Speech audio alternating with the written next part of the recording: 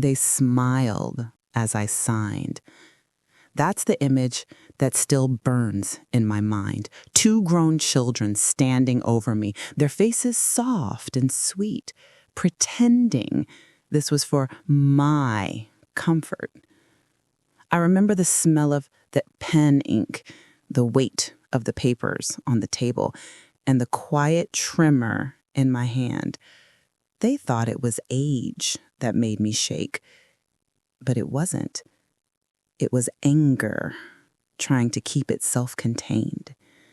When I put that signature down, I could almost hear the sound of a lock turning somewhere deep inside me. Something clicked shut that day, the part of me that trusted them without question. You might think a mother's love could never fade, but love can change shape. It can harden. It can become something sharp enough to cut. Let me back up. My name isn't really important. I'm just a woman who worked her whole life for the family standing beside me that afternoon. I was a nurse for nearly 30 years. I met their father when I was still in uniform. He was charming, reckless, and he made me feel seen.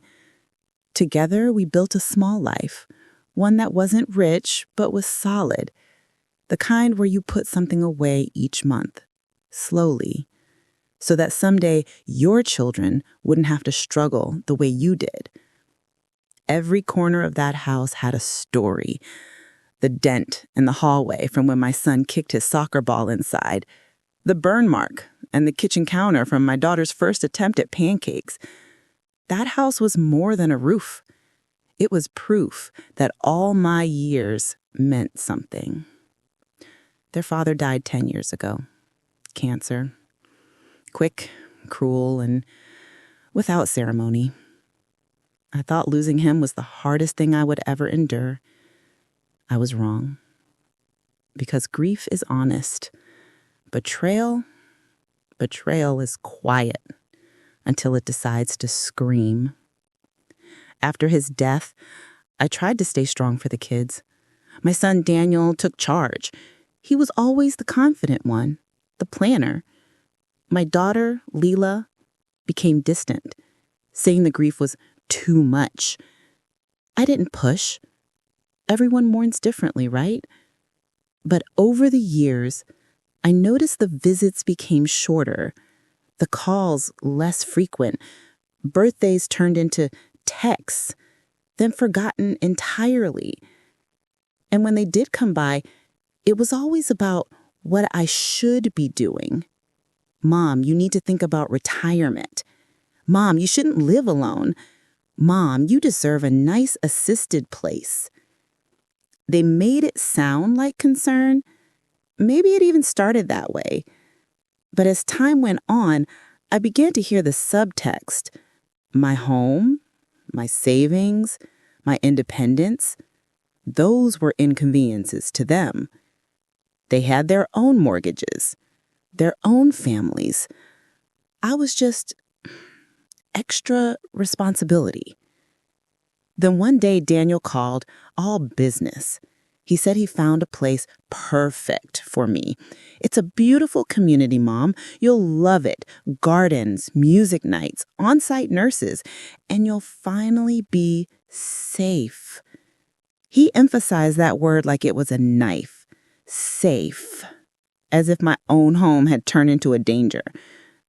When they both showed up together 2 weeks later, something in my gut twisted. They brought lunch, sat me at the dining table, and started talking about documents, simplifying, transferring ownership. Leela said it was to make sure everything's organized if something happens. I told them nothing was happening. Not yet. They smiled the same way you'd smile at a confused child. That's the moment that stuck with me. The moment I realized they'd already decided who I was, an old woman losing control. It's strange when your own children start looking at you like you're fading. They speak slower, softer, as if words might break you. But inside, I was still me, still sharp, still listening. They put the papers in front of me. Legal jargon, tiny print. I read enough to know it wasn't just authorization, it was transfer. My house, the savings account, the insurance, everything. It's just so you're protected, Daniel said. You'll still live here. It's only on paper. And Leela added, we just want to make sure you're comfortable. Comfortable. That word again. It tasted like poison. I looked at their faces, so practiced, so polite. They thought I'd sign because I loved them, because that's what mothers do. And maybe part of me wanted to believe that trusting them was the right thing. Maybe I wanted to see the kids I raised, not the adults standing in front of me with a lawyer waiting in the car outside. So I signed. One stroke at a time. My hand trembled, yes, but my mind didn't. And the second I lifted that pen, I knew they'd taken what they wanted. Now it was my turn. That night, after they left with the documents neatly folded, I sat in my kitchen for hours. I didn't cry. I didn't even move. I just listened to the refrigerator hum and thought about every sacrifice that had brought me here, every shift I'd work double, every meal I'd skip so they could have better shoes, every quiet moment when I told myself that being a good mother meant giving without expecting anything back. But when the people you raise decide to take from you anyway, you realize giving and being taken from are not the same thing. I began to plan, not in anger, at least not at first, but in clarity. They thought they'd reduced me to paperwork, but they'd underestimated how much one old woman can learn when she has time. I went through every drawer, every file, every bank statement. I made copies. I called an old colleague whose husband was a paralegal just to ask a few questions. I learned what a revocation clause was, what power of attorney really meant, and how to challenge it quietly. Weeks passed. My children barely called. They were busy with arrangements. They started sending people to the house, real estate agents, appraisers, pretending they were there for safety inspections. Each time I smiled, offered tea, played my part. Inside, I was taking notes. I started recording phone calls, forwarding emails to a private folder. Every smile they gave me became a receipt. Do you know that feeling when you stop begging for love and start demanding respect, even if it's in silence? It's liberating in a bitter way. That's where I was. The betrayal had already happened. Now I was building the aftermath. One evening, Daniel called, voice full of fake cheer. "Mom, the transfer went through. Great news. You don't have to worry about bills anymore." He actually sounded proud of himself. I let him talk. When he finished, I asked, "So, technically, this house belongs to you now." He laughed. "Yes, but don't think of it that way. It's all family." I said, "Good to know, dear." Then I hung up and wrote down exactly the time and words. If you've ever been betrayed by someone you love, you'll understand. Revenge isn't about hurting them right away. It's about making sure they realize, slowly, what they've done. It's about patience, the kind you learn after raising children who think patience is weakness. I knew their pattern. They'd sell the house, move me into some facility, and justify it as what's best. But before that happened, I would make sure their perfect little plan came undone piece by piece.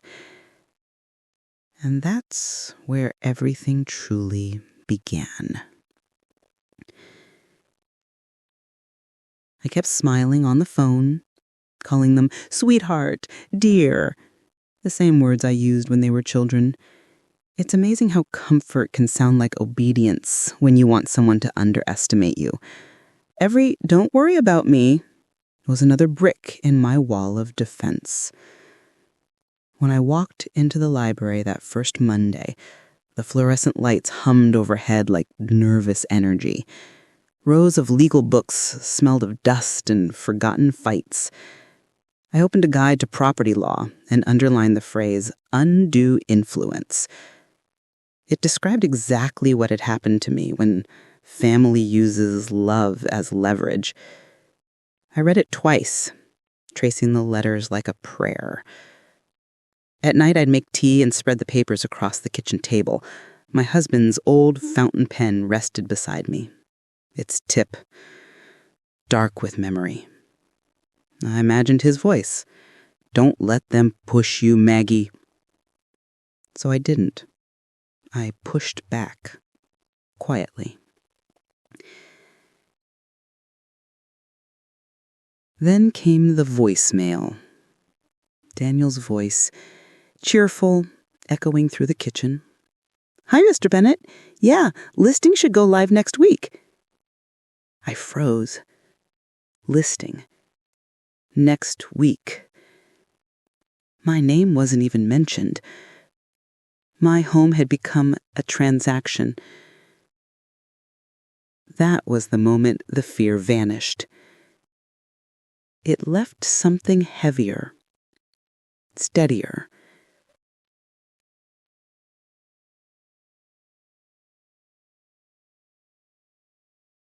Determination. The next morning, I woke up before sunrise. The house was quiet, that kind of silence that presses against your skin. I made coffee, sat at the same table where I'd signed those cursed papers, and looked at the empty chair across from me. For the first time, I didn't see loss there. I saw opportunity. I began my day like any other, humming softly, watering the plants, checking the mail. But inside, every small motion had purpose. I started writing everything down, dates, phone calls, little details that didn't seem important yet. I even bought one of those cheap spiral notebooks at the corner store and wrote "house log" on the front in big, shaky letters, just in case anyone saw it. I wanted them to think it was a harmless list of chores. But every page was evidence, my new kind of insurance policy. Daniel called that afternoon. "Hey, Mom, just checking in. You get the groceries I sent?" His voice was so cheerful it made my stomach twist. I forced a laugh. "Oh, yes, thank you, dear. I might not need groceries for weeks now." I paused, letting my tone soften. "You're so thoughtful." He sounded relieved. He always liked to be the hero in his own story. "That's good, Mom. Listen, Leela and I are coming by this weekend, okay? We'll bring some forms from the insurance company. Nothing serious." "Of course," I said. "I'll make lemon cake." When I hung up, I wrote down every word of that call. That evening, I went to the library downtown. It had been years since I stepped inside. The librarian, a woman my age, recognized me immediately. "Haven't seen you in forever, Maggie. Need a new mystery novel?" I smiled faintly. "Something like that." I went straight to the computer section and started searching for terms I'd only half understood before: property transfer reversal, elder financial abuse, revocation of power of attorney. The words looked sterile on the screen, but to me, they were lifelines. I printed articles until my fingers were covered in ink dust. On my way home, I stopped at the small cafe near the bus stop, the one I used to visit with my late husband. I ordered tea, sat near the window, and pulled out the papers. A young waitress came over, curious. "Studying for something?" she asked. "Just catching up on life," I said. And it was true. The next few days were a performance. Every time Daniel or Lila called, I made sure to sound cheerful, even a little forgetful. "Oh, right, dear, the papers. Yes, I remember signing something," that sort of thing. I wanted them confident, unguarded. People make mistakes when they think they've already won. I also called an old friend from the hospital, Ruth, whose husband had worked in legal affairs. I told her I needed some casual advice. Within a day, she'd sent me a number for a retired attorney named Mr. Garcia, who sometimes helped seniors review estate documents. When I met him, I wore my best coat, the one Daniel always said looked too expensive for errands. Mr. Garcia listened patiently as I explained, showing him copies I'd made of the signed documents. He took one look and sighed.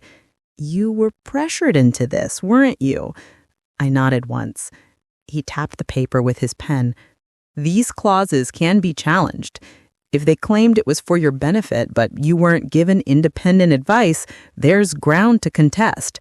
Quietly, if you wish." "Quietly," I repeated. That was all I wanted. Not a scene, not a courtroom drama, just justice that didn't announce itself until it was too late to stop. When I left his office, the sky had turned the color of old silver. I stood outside for a while, breathing in the cold air, feeling something I hadn't felt in months. Control. Real, solid control. And I whispered to myself, they think I'm signing things for them. Next time, I'll make them sign for me. I was dusting the shelf by the hallway when the phone rang in the living room. Daniel's voice came through the old answering machine. He never realized I'd turned the volume up so I could hear every word from the kitchen. "Yeah, Mr. Bennett, this Saturday works. 10 a.m., she'll be out for the day, don't worry. Keys are in the front drawer. I'll handle the paperwork before she even knows." The sound of his voice hit me like a slap. For a second, I just stood there, holding the duster mid-air, listening to the click of the machine as it stopped recording. My heart didn't race. It sank. He was talking about me like I was furniture, like I was an obstacle that needed to be moved before the sale could go through. I sat down at the table and stared at the receiver. The hum of the dial tone filled the room, steady and cruel. I whispered, "So that's your plan, Daniel. You sell my life while I'm gone." That's when the fear hardened into something else, precision. I pulled out my notebook and wrote down the date, the time, every word I remembered. Then I opened the drawer, found the keys he mentioned, and held them in my hand. They were cold, heavy, familiar. The same keys I'd used to lock the front door every night for 28 years. If they were planning a showing, I'd be ready. And for the first time, I felt calm. Because when you know what someone's about to take from you, you finally know where to aim. The next morning, I called Mr. Garcia from the back porch. I told him about the voicemail, my voice steady even as my hands shook around the phone. He didn't sound surprised.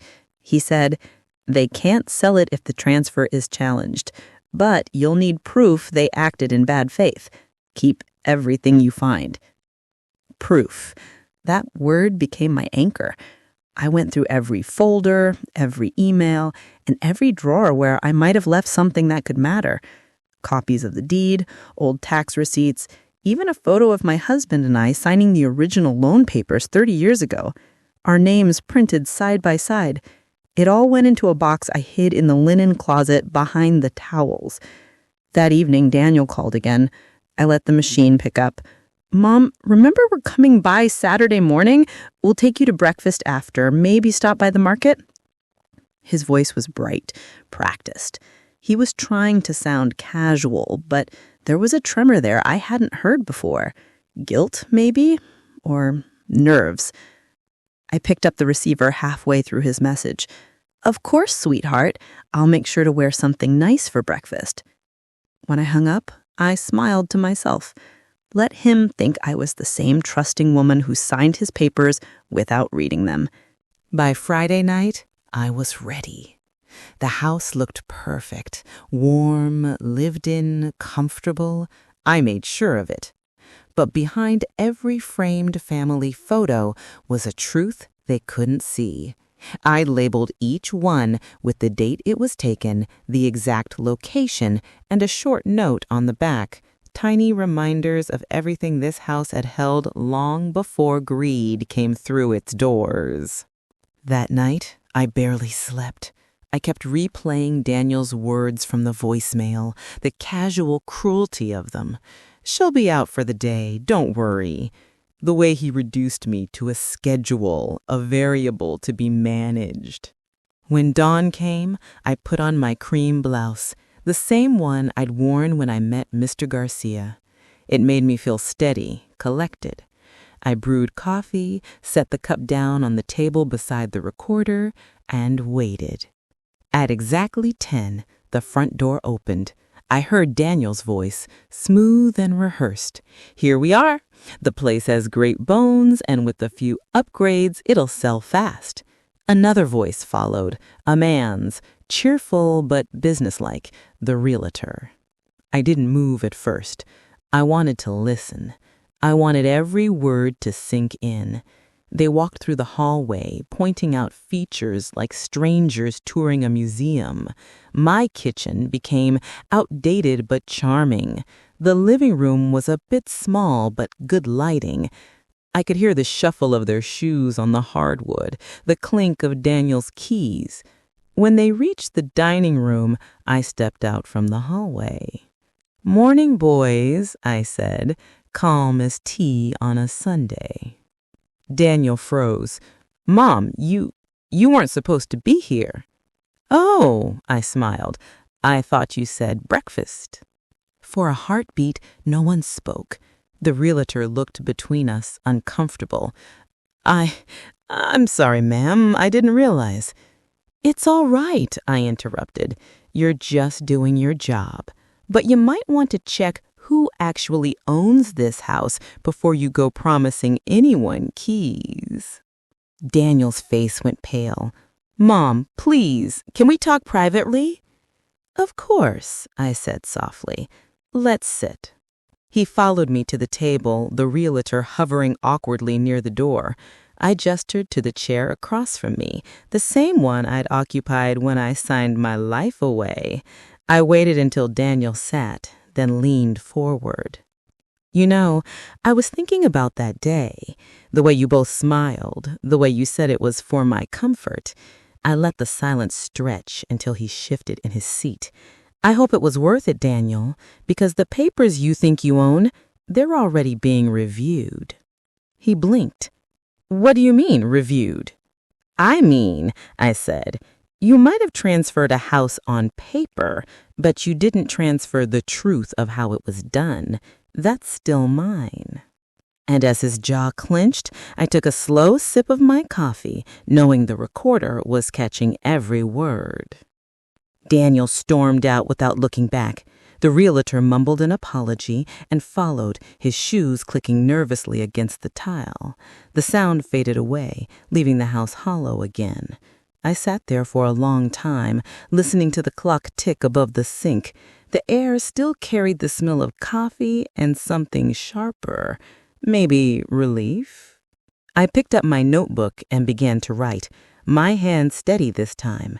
Saturday, 10:15. Daniel arrived with realtor, attempted to show the property without consent. The words looked small on the page, but they felt enormous. Evidence. Then I called Mr. Garcia. I told him, it happened, just like I said it would. He asked me to bring everything Monday morning. "We'll make it official," he said. His voice was calm, almost proud. After I hung up, I went to the window. Daniel was standing by his car at the curb, gesturing wildly into his phone. I couldn't hear the words, but I didn't need to. For the first time in months, I wasn't the one explaining myself. I turned back to the table, to the pile of papers and the quiet recorder still blinking red beneath the runner. I pressed stop, tucked it into the box with the rest of my evidence, and smiled. I didn't want to destroy my son. I only wanted him to understand the difference between inheritance and entitlement, and by the look on his face outside, the lesson had just begun.